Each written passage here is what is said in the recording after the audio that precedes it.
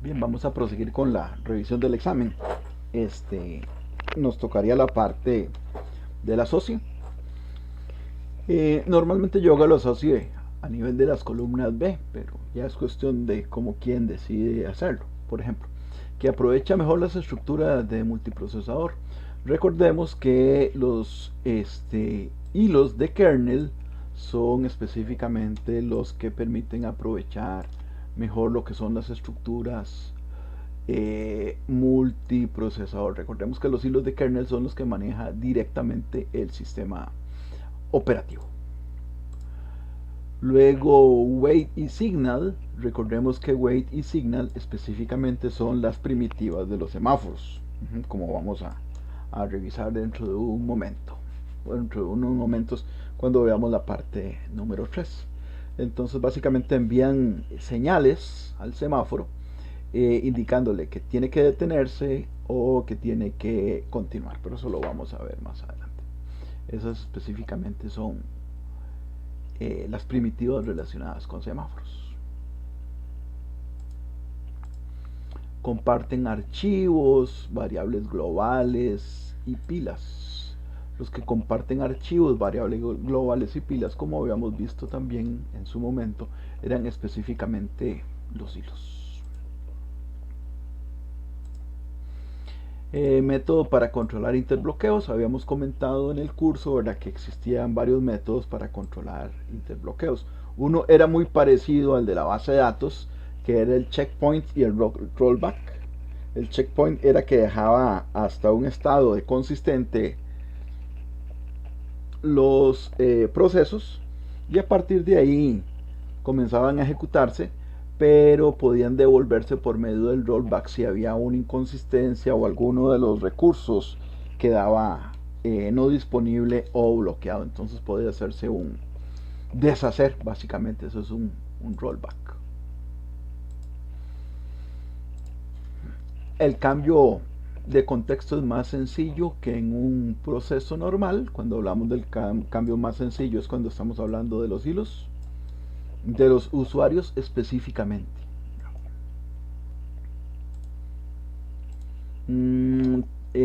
Todo el sistema operativo está encapsulado en un único archivo. Recordemos que ese era el modelo monolítico que habíamos comentado también en clase, que todo estaba definido bajo un solo concepto, bajo un solo programa, ¿verdad? Y no había ni cliente servidor ni tampoco capas, ¿verdad? Sino que básicamente todo estaba concebido como un único sistema. Y era la filosofía prevaleciente a nivel de sistemas operativos o de programación como un todo. Información que gestiona el sistema operativo sobre cada proceso. Recordemos que esa información sobre cada proceso básicamente es el bloque de control de procesos. El sistema operativo lleva, por decirlo de alguna manera, una estructura, una ficha, una estructura, ¿verdad?, relacionada con cada uno de los procesos y eso se denomina bloque de control de procesos. Eso determina cuál es el estadio que tiene un proceso en su ejecución, entre otros elementos importantes. Crea un proceso. Recordemos que se podían crear procesos a nivel del sistema operativo, que los podía crear directamente él. También se podían crear por medio de una instrucción del usuario o también podían crearse por medio de la generación de batch. Entonces esa era la respuesta sobre ese elemento. Y vamos a ver, nos queda un procesador es asignado como maestro, mientras los restantes se asignan como esclavos. En este caso estamos hablando de sistemas asimétricos. ¿Por qué? Porque no todos son iguales. Uno es maestro y el resto están asignados como esclavos. Entonces el modelo prevalente ahí es sistemas asimétricos relacionados con los procesadores. Y cuando se pierde la jerarquía de los procesadores, pues obviamente es cuando todos los procesadores son iguales, que implica que obviamente los sistemas son simétricos. Básicamente esas serían las respuestas para la parte de la asocia. Bien, luego en la tercera parte dice explique dos diferencias básicas entre procesos tradicionales pesados y procesos livianos. Y si sería conveniente aplicar hilos en una arquitectura de sistemas operativos monotarea? Explique 2 razones de su respuesta, ¿verdad?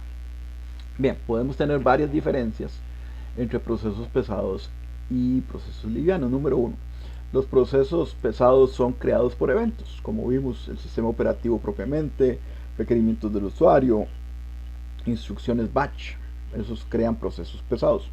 Los procesos livianos son creados realmente por los procesos, o sea, son hijos de los procesos. Entonces la creación es diferente. Los procesos pesados normalmente no comparten recursos, a menos que hayan procesos que compartan algunos elementos, pero son los menos. Normalmente los procesos se manejan aislados, mientras que los procesos livianos más bien comparten variables globales, archivos abiertos, etc. Bueno, entonces esa sería otra diferencia. Los procesos pesados, el cambio de contexto es más difícil, mientras que en los procesos livianos para el sistema operativo es más sencillo hacer el cambio de contexto. Los procesos pesados también deben de controlarse en el aislamiento, lo que impide que un proceso acceda a zonas de otro proceso, a zonas de memoria en las cuales está otro proceso. Los procesos livianos no hay que controlar eso, ya que no hay aislamiento. Todos los procesos, o hilos más bien en este caso, procesos livianos, comparten los mismos recursos comunes del mismo padre. Entonces no hay que preocuparse por el aislamiento. Ahora, con relación a si sería recomendable la arquitectura de hilos en monotarea, pues obviamente no, porque no se aprovecharía los hilos bajo esa arquitectura de monotarea. Luego explica en el campo de sistemas operativos el concepto de semáforo y cómo funcionan las dos primitivas, un punto cada explicación. Bueno, un semáforo pues obviamente es un sistema de control manejado por una variable, que lo que permite básicamente es controlar la concurrencia por medio de la sincronización de procesos. Entonces se permiten sincronizar procesos e incluso comunicarlos. La idea es que se impida que dos procesos ingresen a un recurso crítico al mismo tiempo. La primitiva wait del semáforo decrementa la variable del semáforo y bloquea el acceso a ese recurso para los otros procesos, mientras que la primitiva signal incrementa la variable del semáforo y libera el recurso, dejando que otro proceso pueda tomar el recurso, siempre y cuando esté disponible, ¿verdad? Y la pregunta número 3. Explique por qué es importante en los sistemas operativos gestionar adecuadamente la exclusión mutua. Pues obviamente con la exclusión mutua se permite controlar el acceso a un recurso crítico. Una de ellas es que impide que dos o más procesos accedan a un recurso y que éste quede inconsistente. Ya habíamos hablado e incluso habíamos puesto ejemplos con con el acceso a un registro de un banco y que éste podía quedar inconsistente, o incluso habíamos puesto un ejemplo también del Process ID de un sistema operativo. Si esto no se controla adecuadamente, pueden haber dos procesos o más que tengan el mismo Process ID, obviamente que sería no recomendable, ¿verdad? Bajo ninguna circunstancia. Si se gestiona adecuadamente la exclusión mutua, se reduce también el riesgo de tener los efectos del interbloqueo o procesos que estén en inanición, que eran dos problemáticas que se generaban cuando se manejaba inadecuadamente la exclusión mutua, y disponer de recursos críticos en el menor tiempo posible, ya que si un proceso toma ese recurso, lo utiliza durante el tiempo específicamente necesario y lo libera, pues obviamente permitirá que otros procesos puedan acceder a ese recurso. Básicamente esas serían las soluciones del examen en las partes 2 y 3. Recordemos que ya habíamos visto en el video anterior la parte número 1. Eso sería entonces. Recuerden, si tienen alguna consulta, alguna duda o algún reclamo en cuanto a puntos, pues me lo pueden hacer saber para analizar el caso. Gracias.